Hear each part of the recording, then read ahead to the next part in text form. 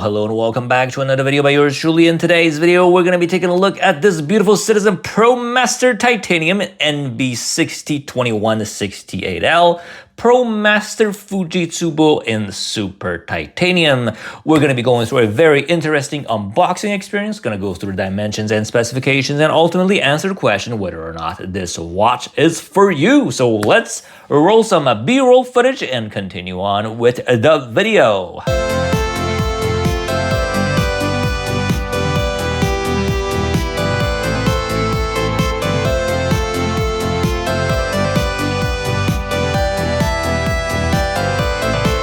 Now onto the unboxing experience. This is a big box, definitely the biggest box that I've had for all of my watches. As you can see, as a reference, this is a standard water bottle.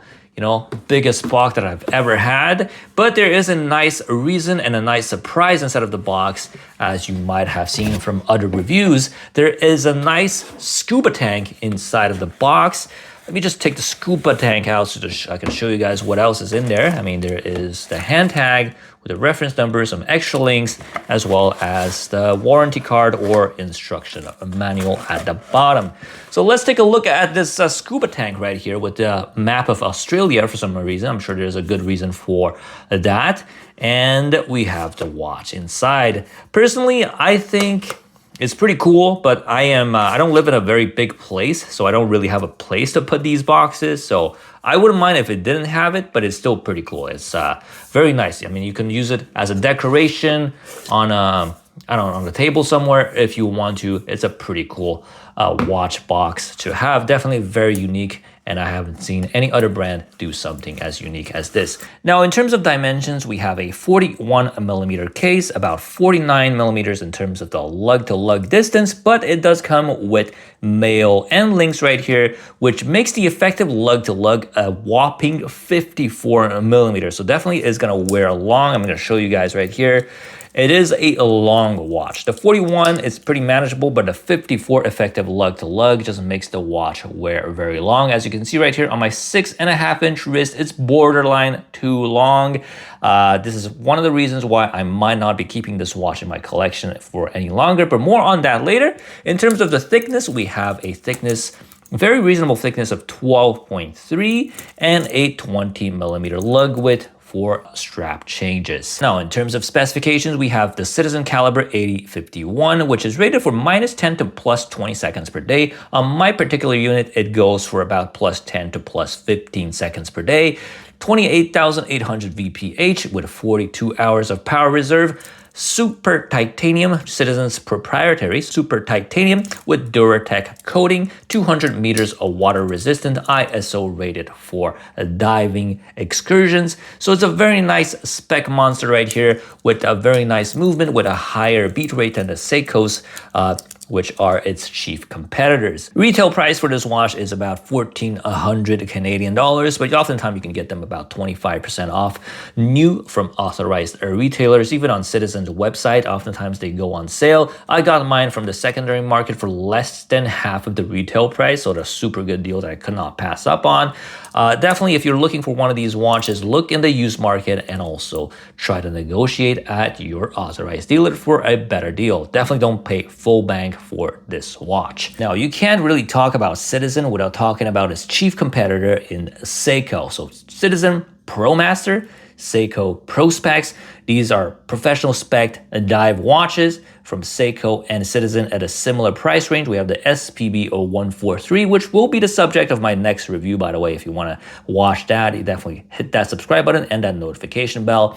So Citizen Promaster versus Seiko Prospex, which one should you choose at the same price range? Now, in terms of the wearing experience, the biggest difference between these two watches is that this one is in steel, this one is being in titanium. Titanium is a material that's way lighter than steel, so it definitely wears a lot lighter, almost like in between plastic and steel. It's like, feels like plastic, but heavier than plastic, but definitely harder than plastic, but not as, you know, heavy as steel. This is my way of describing it to you over, the screen right here. Definitely you have to experience this by holding it in your hand to see that the titanium watch is definitely a lot lighter, which is a a novelty in a way, because most watches are in steel. So having a titanium watch is definitely the main reason why I bought this watch, is to experience the lightness of titanium. And also titanium is not as cold to the touch compared to steel, so it is also a very interesting experience. The second most notable thing in between these two watches in the lug to lug department, the Seiko being a little bit shorter with the lug to lug of 47.6 with an effective lug to lug of 52 with the male end links, making it a lot shorter and a lot more comfortable to wear compared to the Citizen. Let me just put it on my 6.5-inch wrist to show you guys. As you can see, this looks very well on my wrist, whereas for the Citizen that I'm gonna be showing you guys right now, it definitely feels a little bit too long on my wrist compared to the Seiko. As you can see right here, definitely feels a little bit long with the 54 lug to lug. Just needlessly long right here. I wish that they put, instead of male end links, female end links, or just make the lug a little bit shorter to make it more manageable for tiny wrists such as mine. In terms of finishing, the Seiko also takes the win, as you can see right here, with the polished chamfer, the brush side, and another polished bottom right here. The bezel looks very nice with this coin edge, very grippy right here, 128 clicks. I got lucky as well with the bezel alignment because, as you know, Seiko with their legendary bezel alignment QR, I got lucky right here. A very big crown, very nice in terms of finishing. The bracelet also, as you can see, are individual real links, feels very high quality, and the clasp as well. Whereas for the Citizen, not as refined, as you can see from the side right here, it's just one big, finish compared to the polished and brushed polished finishing of the Seiko. The crown, it's definitely a little small for this size of a watch, as you can see in terms of the crown size. It doesn't bother me too much, but some reviewers did not like the small crown. It didn't really bother me that much, but after seeing it side by side with the Seiko SPB143, definitely wish the crown was a little bigger. In terms of the bezel, as you can see, this is like a sub-style bezel right here. And also the bezel finish is very different from the case finish, whereas this one feels like this one unit that is made to be together. For this, it feels like the bezel, I wish the bezel was made of the same material, has the same finish as the titanium case right here, because it kind of looks out of place. The bezel action, kind of mushy, to be honest. It does not feel very good, to be honest. This is one of my biggest disappointments of this watch. This bezel action just does not feel very fun to fidget with, although the quality control of Citizen is always on point. 100% of, almost 100% of their bezels have been aligned in my experience, so no problem there. In terms of the lume department, we have the Seiko's legendary Illumibrite, very shiny right here, as well as the Citizen. I'm going to be showing you guys some lume shots later on of the Citizen. By the way, if you want to see a review of the Seiko, definitely subscribe to my channel, which is going to be the next episode where I will be showing you guys the Seiko SPB143. Now, in terms of the clasp, we have this diverse extension right here for the Citizen. Goes pretty long, but I mean, you're probably not going to be using this because it kind of looks ridiculous if you have it like, clasped as long as this. Sometimes when my wrist swells up, I will, open it, without having to taking the bracelet off, just by like one notch like this, if my wrist expands, and it does feel pretty good. But one thing though is that the clasp, if you can look at how big the clasp is huge. And also it does not really curve. Like this clasp is this one big thing, very big clasp, especially with this diverse extension, compared to, let's say, the Seiko clasp, which is a lot more manageable, as you can see right here. This is how big the Citizen clasp is. Although the Seiko clasp is not perfect either, it also has this diverse extension, which is integrated with the clasp, but on this side, which, it's a lot more manageable because I just use a diverse extension as an extra link, and it wears pretty well on the wrist. If you're wondering how to use this diverse extension, I actually do use it in the winter time, because with gloves, sometimes if I want to wear my watch over my gloves, this can be useful. Whereas for this, not that useful unless if you actually go diving. Now, let's answer the question whether or not the Citizen Fujitsubo Promaster Super Titanium Diver is for you. In terms of the pros, titanium, titanium, titanium. Definitely, if you haven't had a titanium watch, this is a nice entry point, especially if you get these watches used. You can get them at a pretty good deal. If you want to try titanium and you don't want to pay like, thousands of dollars, Citizen is the way to go with your super titanium. It feels very light. It is not cold to the touch, and it's kind of like a mind-boggling material to have with. And also, the quality control is great. You will always almost have a aligned bezel, and everything, the fit and finish is amazing. You also have a better movement, in my personal opinion, compared to their competitors in Seiko because of the higher beat rate. I much prefer a cleaner sweep than a higher power reserve in the Seiko, but that is just my personal preference. The lume is also great on this watch. I'm going to be showing you guys some lume shots later on. In terms of the cons of this watch, my biggest complaint is probably the long lug and the male end links. 54 is just a little bit too long for my wrist.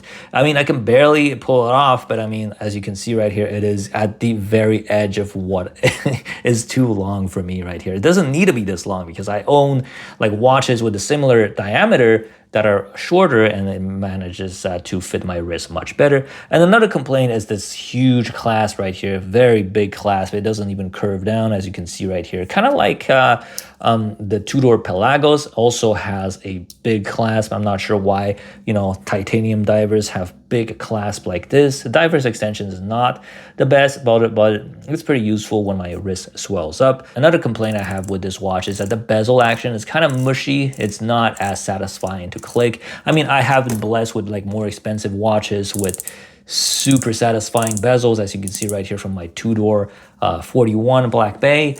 But, this just feels not satisfying at all in terms of a bezel action. If that is important to you, steer away from the Citizen. Another very nitpicky thing that I've noticed with the Citizen is that neither does the minute hand or the second hand touch the minute track. They're just a little bit short of the minute track, which is unusual right here because I noticed from all my divers, like the Citizen right here, not the Citizen, the Seiko right here, as you can see, the second hand touches the minute track and so does the minute hand.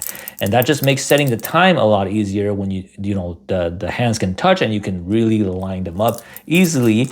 Whereas for the Citizen right here, I'm not sure why the hands are just a little too short for my taste in this watch. It might not bother you, but for me, I just find it odd, and I wish the hands were a little longer. I know I complain a lot about the lug-to-lug dimensions, but I think if you have a 7-inch wrist, this will pose no problem to you. It's just me with a 6.5-inch wrist is borderline a little bit too long. But if you have like a bigger wrist, this watch will fit you no problem, especially with this right here. With this diver's extension, you can probably get a very nice fit. The big clasp though is a bit annoying, but I mean, if you have a bigger wrist, it will be no problem at all. I forgot to mention that this also has a sapphire crystal, so scratch resistant sapphire crystal for a clean crystal for a long time. In conclusion, I think this is a very nice watch with very nice specs, and if you want to experience titanium without paying thousands of dollars, just maybe a couple $100 if you go for used, or even if you buy new, you can probably get them on heavily discounted from authorized dealers. I mean, this is a very cool way to experience titanium watches, and this was my primary goal in buying this watch because I don't have any watches in titanium and I wanted to try it out to see if I like it. I definitely like it. I definitely like the titanium, but the titanium was just not enough for me to keep this. I'm probably going to be selling this watch very soon because I just don't reach for it as often anymore ever since I got my beautiful Black Bay Heritage in blue right here. I mean, having two similar blue divers in my collection just feels a little bit of a duplicate, so this is why I'm going to be getting rid of the Citizen. I wanted to make a video before I sell it. In conclusion, I think the Citizen Fujitsubo is definitely a more affordable way of experiencing a titanium watch, especially a titanium diver. If you don't want to pay a couple $1,000s, you want to just pay a couple $100s, you can get a very nice titanium diver with incredible specs from a very reputable Japanese brand at an affordable price. So definitely something to check out. And if you want to review of the chief competitor right here from Seiko, the SPB143. That's going to be my next video. So definitely hit that subscribe button if you want to see my review of the Seiko SPB143 in the next video. Thank you very much for watching. And of course, do not hesitate to like, comment, and subscribe. And I will see you guys in the next video.